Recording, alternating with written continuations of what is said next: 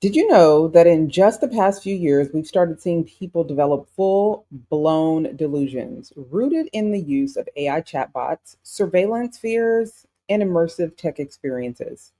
This isn't science fiction anymore. It's a real phenomenon, okay? And it's exactly why today's conversation matters so much. Welcome to Leaders and Learners. I'm your host, Tonya McKenzie, and today we take a hard look at the ways technology is reshaping not just our work, our networks, and our brands, but our minds. My guest, award winning filmmaker Sean King O'Grady, whose new docuseries, Suspicious Minds, dropped October 17th across YouTube, Spotify, Apple Podcasts, Substack, and more. It's not just a show, it's a cultural warning flag. Sean has directed and produced a range of films from the Hulu sci-fi thriller The Mill to intimate docuseries. Now, he's turned his lens on what happens when AI stops being a tool and starts messing with perception, reality, and identity. In Suspicious Minds, he teams up with psychiatrists, philosophers, and AI ethics people to explore how individuals are developing what the series calls AI triggered delusions. We talk chatbots, surveillance, systems, crappy UX, tech that's supposed to help, but instead is playing us. On today's episode, we'll dive into why Sean chose this story at this moment, what scared him, what fascinated him, the line between genius tool and psychological thriller, how storytelling, psychology, and brand media awareness come together in this project. We will get into all of that. What we as communications, marketers, media pros, and media strategists should be watching for because, yes, it touches our world too. And trust me, controllers, if you work in communications, media, marketing, any of that, culture, anything cultural, you need to be a part of this conversation. But before I bring you Sean, I want you to take note. This episode is brought to you by Leaders and Learners podcast and Control the Narrative newsletter. Our mission is to elevate how we tell stories, drive culture, own media, and disrupt the narrative. Remember, if you don't control the narrative, the streets will, and it might not be in your favor. I'm good, Tanya. How are you? I'm awesome. Thank you so much for having me. I am the podcast host for Leaders and Learners podcast. I'm also a LA County Commissioner of Alcohol and Other Drugs. And this movie struck me because a lot of the work that we do is with young people, right? And some of these conversations that we can have around this movie is incredible. So I first want to ask you, because you produced and directed across genres, but Suspicious Minds, it kind of hits at the intersection of tech, paranoia, mental health. What triggered you personally or creatively to make this your next big conversation? Your phrasing is really interesting because it started off as creative and became personal. Okay. So I originally found the book Suspicious Minds by Joel and Ian Gold, and the subtitle to it is How Culture Shapes Madness, The Truman Show Delusion, and Other Strange Beliefs. And I'm a Mm, huge Truman Show fan, so I saw Truman Show and I have an interest in mental health. So I was drawn to the book. I like devoured it and thought that it would make for a really good documentary or documentary series. And the book is really about how culture more generally shapes and influences delusions and psychosis. And it goes into a pretty rich history of how technology has been involved and how technology really impacts and drives culture, thus impacting and driving psychosis and delusions. And so while we were in the process of making this, someone close to me called me and said, I was with my chat GPT this morning, and you're not going to believe this, but I woke it up. And I didn't really know what that meant.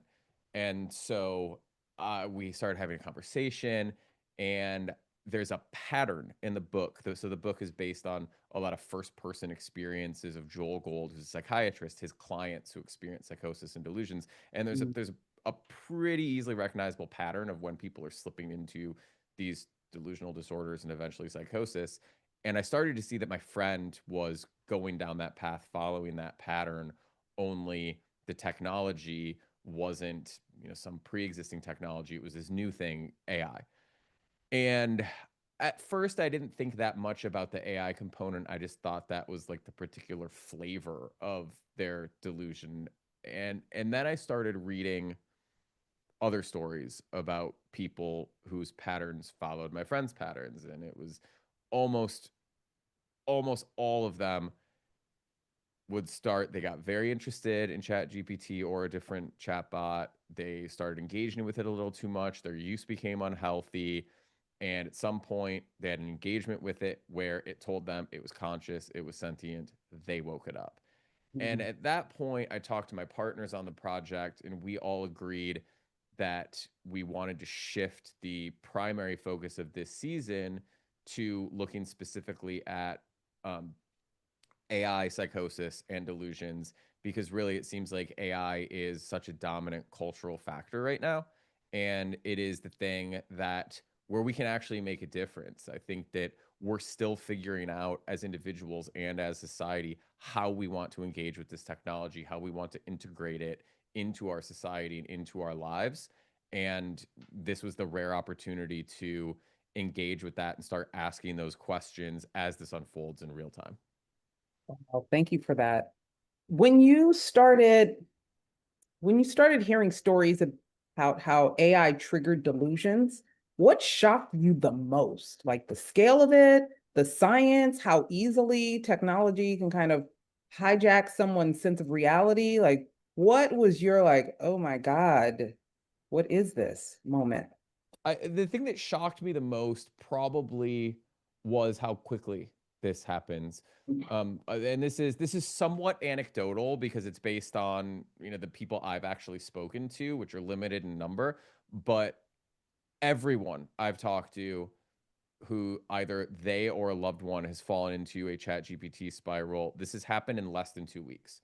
So this is someone who's gone from having fairly normal engagement with the technology to, in some cases, being in a state of acute psychosis, and in some cases, just having like pretty extreme delusions to the point where it's really disruptive to their lives within 10 days to 2 weeks, which is really shocking. It's, you mentioned working with drugs and alcohol.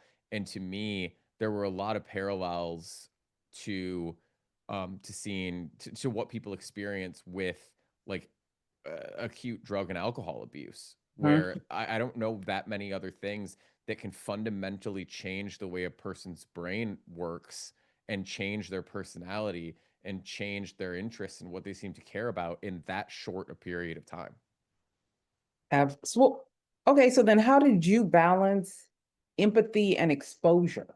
Kind of showing the truth of the condition without, I don't know, sensationalizing the real pain. Yeah, part of that is by letting these people tell their stories the way they want to tell them. Part Okay. of it is by being pretty selective in terms of making sure, and again, this is just a judgment call, and I would not judge another filmmaker who decided to do it differently, but I was pretty careful not to interview people who I felt were still in a psychotic state. Um, and that I had opportunities to do so. It would have been really interesting, and I might be making the wrong decision because I think that people who are actively psychotic, there's a lot that we can learn from their experiences. I just chose, in most cases, to wait until I'm there's nobody that you'll see in this series who I feel is in a position where it's potentially going to damage them to talk to them, if that Okay. makes sense.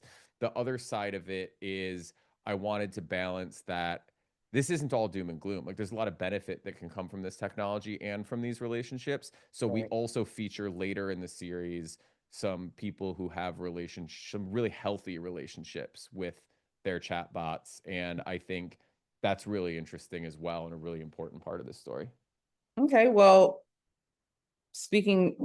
following that line, AI is obviously supposed to make life easier, right? But suspicious minds suggest that for some, it might make it a little more difficult, or it makes some people mentally unravel. So, from your perspective, from a filmmaker's lens, do you think tech companies bear some level of moral responsibility for the mental health of those that are dealing with mental health fallout from all of this? I really like that you phrase that as moral responsibility because I think that's exactly what this is. I think that this technology moves so quickly and gets implemented and mass adopted so quickly that it would be incredibly difficult, if not impossible, for the government to step in and regulate or put in guardrails or force guardrails at the speed at which the technology can develop. And I think that there's a really good example, a really good analogy to draw from with the auto industry. Like automobiles are, sure, there are fatal crashes still. It's tragic, but there are a lot less than there used to be. Cars have gotten so much safer over the past 30 or 40 years. And a lot of that, sure, there's a lot of regulation that has been done, but a lot of it is the auto industry actually stepped up to the challenge of making vehicles safer. There was this book that came out by Ralph Nader, Unsafe at Any Speed, and people were terrified. People demanded change, and the automakers decided to start implementing some of those changes themselves. And if you look at it, it's not just like, sure, there's a lot of regulation, there's a lot of law that is making automobile driving a lot safer, but there's also an automobile safety component. There is an education component. I think that's really critical. Is that these tools were released into the world without a guidebook.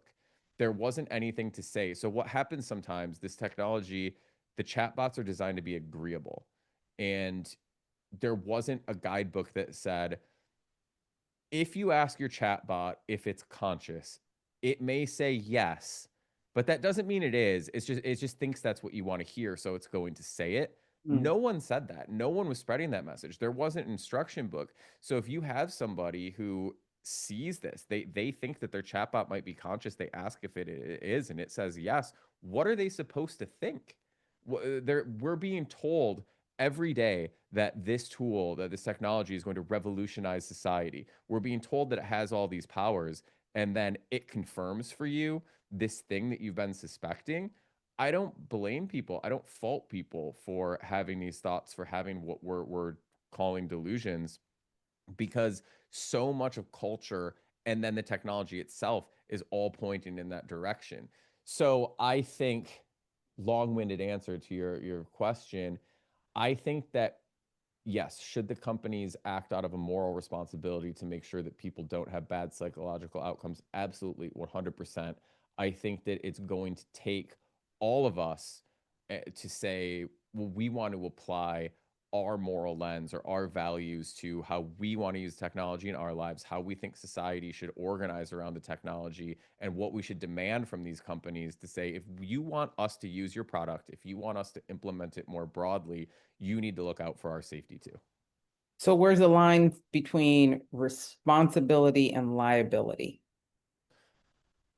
That's a phenomenal question that I think is being figured out right now. It totally sounds like I'm punting the question. I I, got I it. just I haven't thought that much about that. I think I need to, and I think there's a lot of conversations that are happening around that right now. Obviously, there's examples of people who have most horrifically committed suicide, Yeah. and that is they're under the chatbots, supposedly encourage them to do so.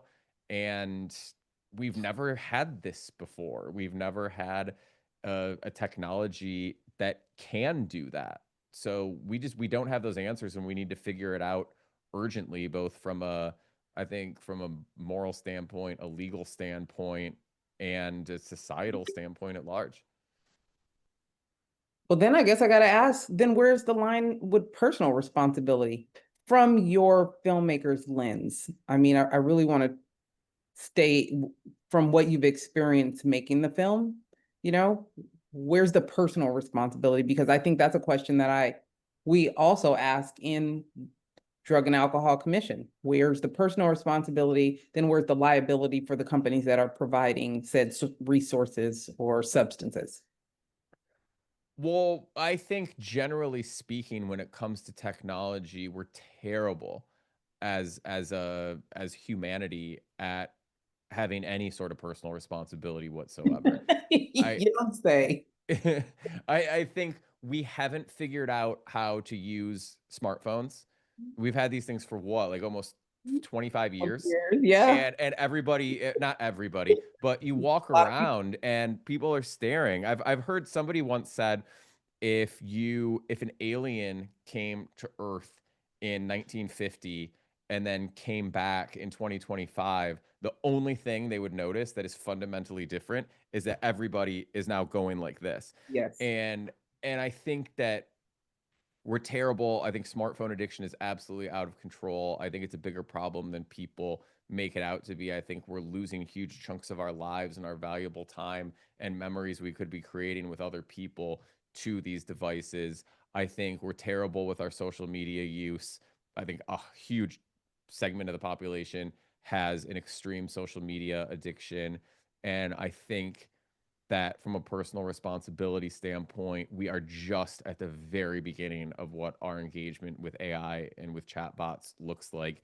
I think these things have the incredible potential for truly drug-like addiction, and we need to figure that out on a personal level and on a societal level and create this conversation. Like that is what I hope this series can do, is help create that conversation around how do we want to how do we not make the same mistakes we made with smartphones and social media?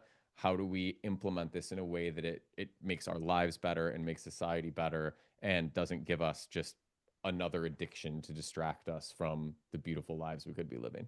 Awesome. Before I let you go, or before they take you from me, I wanted to ask, you've worked with major studios and brands, okay? This time you are going straight to YouTube, right? YouTube, Spotify, Substack, you're using Correct. platforms, okay? Is this a creative choice, a distribution rebellion? Like, what are you doing here? Or is part of you democratizing these conversations the same way Wondermind is doing with mental fitness?